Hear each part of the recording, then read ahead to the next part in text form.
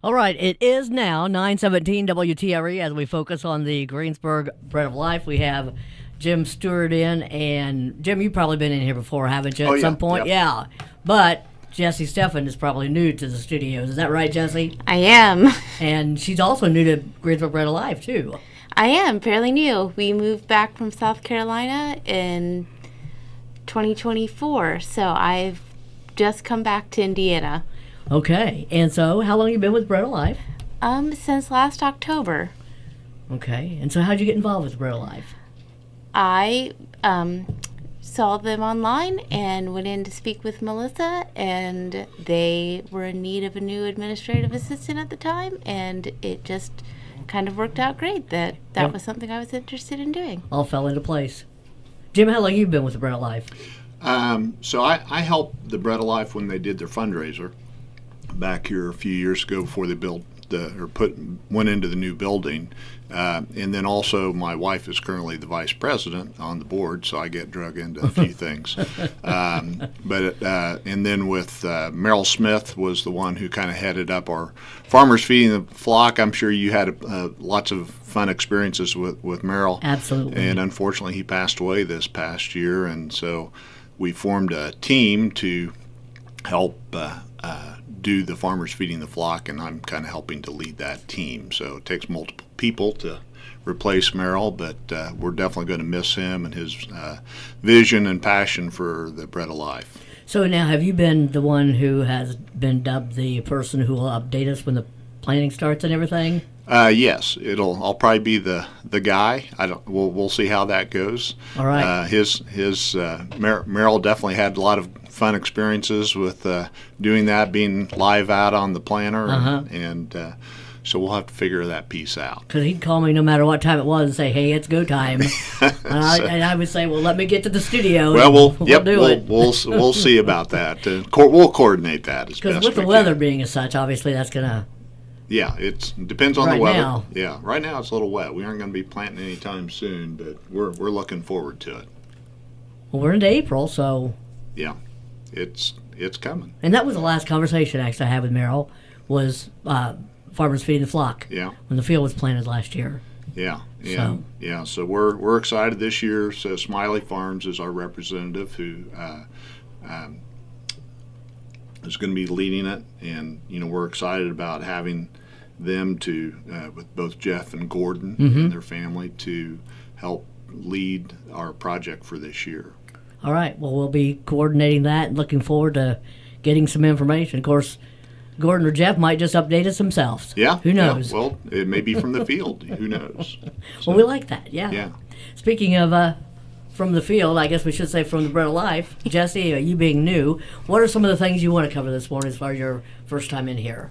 Well, first off, we just wanted to thank everyone for coming out to the turkey noodle dinner. That was March 6th, just a couple weeks ago. We're mostly recovered. And we actually served 2,261 meals that day. So big thank you to everyone who helped get everything prepped, who helped serve that day and volunteered, everyone who came out, and all of our sponsors. You were all wonderful, and it was a great event. It was my first rodeo. It was definitely a learning experience, but it was great to see how the community came out. So were you impressed with how the process was moving through? I was. Folks. I was warned it was going to be a huge learning experience, and it was just extraordinarily coordinated. You can tell that Melissa has been doing this for a very long time. All right. So that dinner, the turkey noodle dinner. Okay. So what's some of the other things coming up? Is there anything planned for April as far as any special activities? Yes, actually, this evening at 6 o'clock, we have a RISE class. Tonight's class is on small engine maintenance.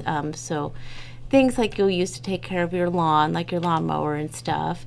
And that's from 6 to 7 tonight. And if anyone's still interested in signing up, they are more than free to call or text the office. We do have a cell phone at 812-662-5887. Okay. And if you call in today, you'll be speaking most likely to me. Okay. And I would love to get you signed up. In May, our Rise class is Car Care 101. And in June is Cooking with Melissa. And they have already proved to be extraordinarily popular in demand. We have a lot of people signed up, but if people would still like to sign up, we'd love to have you. Cooking with Melissa, I think it always books early, doesn't it? I think it seems that way. As soon as they posted it in, I believe, January, people were already calling in. So people definitely don't want to miss that. Because she can do about anything with anything. Yes, I'm not sure what she's cooking that night yet, but I'm sure it'll be a great time. And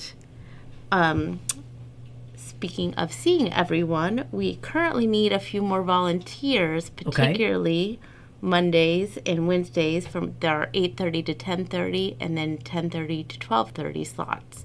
So if anyone's interested and wants something to do a couple hours each week, we would love to have you come volunteer with us. Is that for food prep? It is.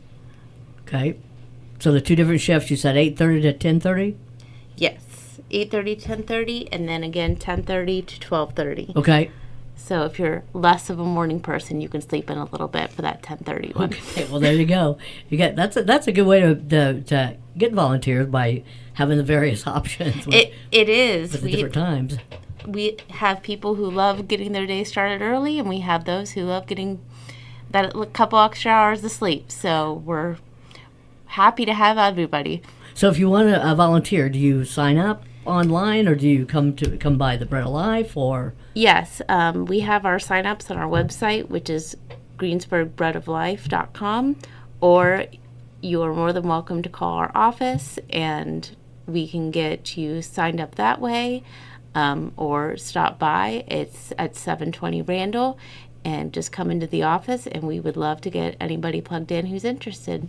And you probably would take somebody even if they're available just once a month, even for one of those time slots, right? Absolutely. We have a lot you of... don't have to commit to every week. Yes, we have a lot of groups who come in as a group, and it's kind of a monthly thing that they do with maybe a small group or a Bible study, and it's a good way for them to connect and to serve their community. So we would love people who come every week or once a month or once every couple months. So whatever people can do. What about drivers? Are you set for those right now, or do you have some needs there? If anyone is interested in driving, Melissa always loves having extra people on the list, and that way if anybody is not able to do it for any reason, we have plenty of people on call or plenty of people on the schedule. So absolutely, any spots people are interested in, give us a call, send an email. We'd love to have you. So now, do you have a favorite activity at the Bread of Life? Are you involved in anything like peeling potatoes?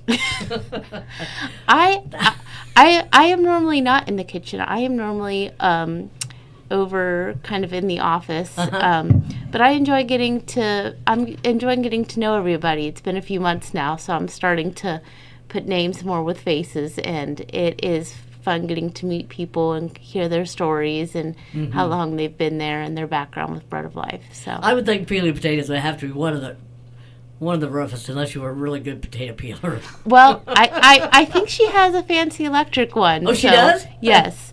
So I think that helps. Oh, that would help.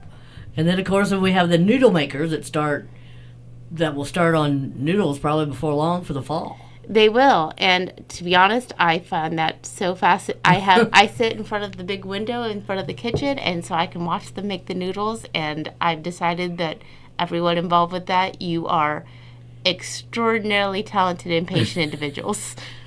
Making the noodles. Yes. Okay. And then what about the Garments of Grace? Garments of Grace, it has its own phone number now, and it is 812-560-3728, and we actually have a new staff member who is overseeing that, and her name is Miss Katie Adkins. Okay. And she is doing a wonderful job. We're so glad to have her. But any questions, if you're doing that spring clean out and you have questions about donations, they will go over to Miss Katie. And she's also overseeing all of the appointments. And again, she's doing a wonderful job. As people come in and get to know her, I'm sure they will be so excited to have her overseeing that ministry. So that's basically is by appointment, isn't it? So somebody calls and they'll say, "I need clothes for maybe an interview," and they kind of give an idea. Is that the way that works? Kind of give an idea of what you're looking for, or Yes, what you're going to do. It gives Katie an opportunity to pull out items that she feels that they might like based on their preferences or what suits the occasion.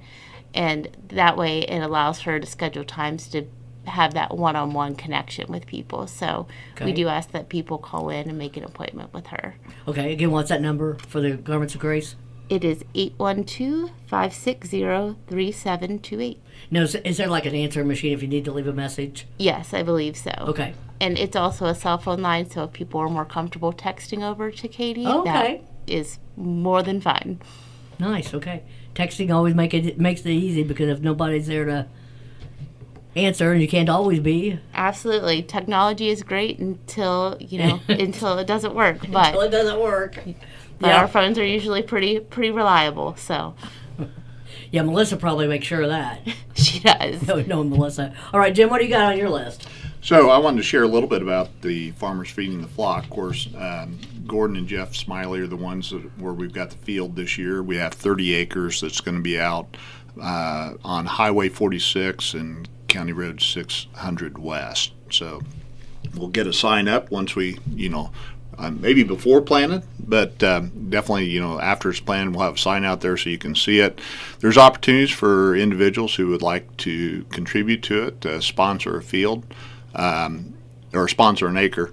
Our cost is going to be $360, and Merrill tells a story about how he went to an FFA group and said they were wanting to donate, and they were talking about the cost per acre, and they said, well, we'll donate an acre's worth of input costs. So the 360 is to help offset, some of those input costs that would, or be an example of that.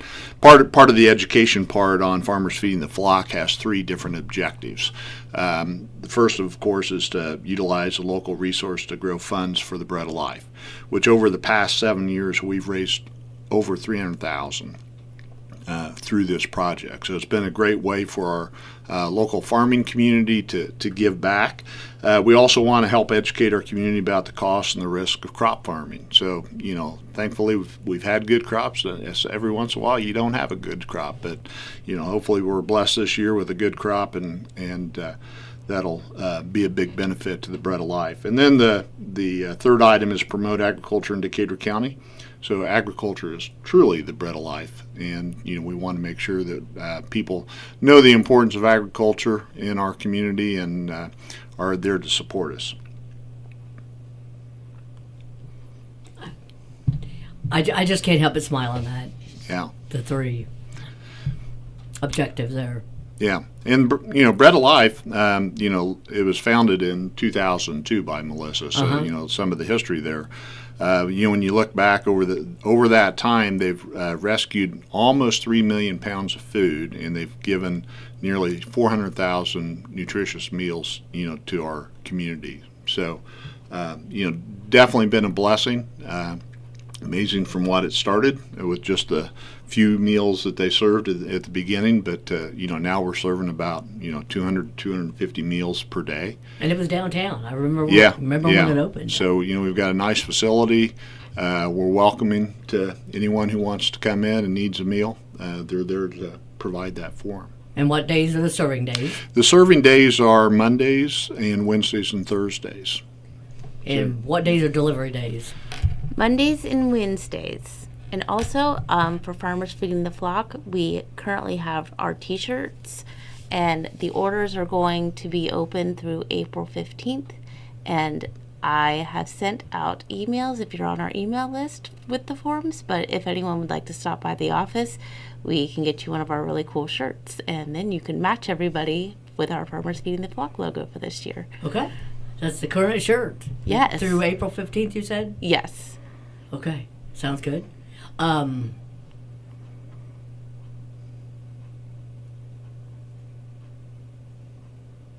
t-shirts, any other thing with farmers feeding the flock?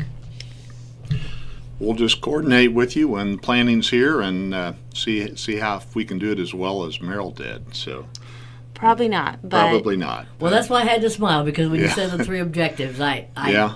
I'm here in Merrill. Yep.